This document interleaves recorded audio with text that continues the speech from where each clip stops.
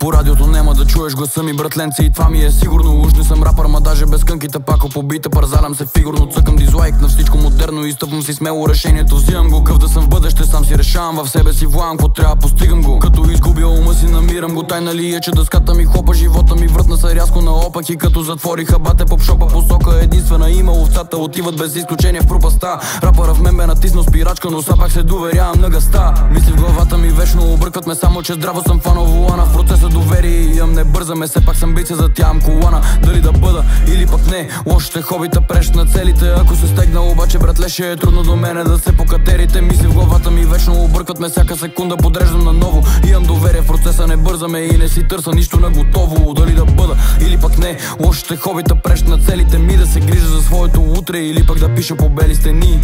Обичам шума на града, ама вечерно време паветата спят. Дори с характера ми да вреда, не могат братленце да ме променят. Не просто рапъра, Special Edition, видях микрофона през 2009. От толкова рими не мога да дишам, почти 2 години приспивам рапета.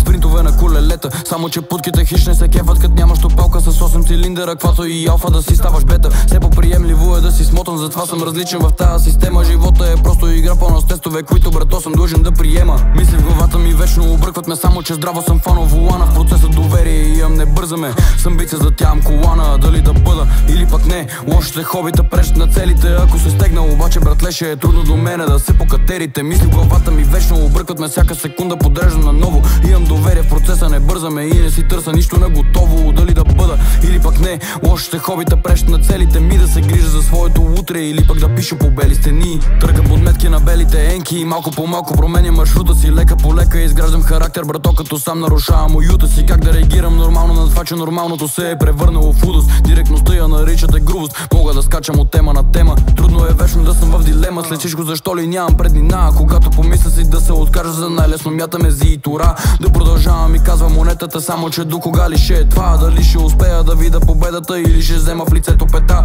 Мисли в главата ми вечно объркват ме, в рапата пако завърнах със същия рапър и новия Аленса пред ново начало след дълго прекъсване. Дали да бъда или пък не, ще си задавам въпроса за винаги. Чаши с провали при мен се преливали, скоро ще щупа каната на две. Мисли в главата ми вечно объркват ме, всяка секунда подреждам наново. Имам доверие в процеса, не бързаме и не си търса нищо на готово. Дали да бъда или пък не, лошите хобита прещ на целите ми. Да се грижа за своето утре или пък да пиша по бели стени.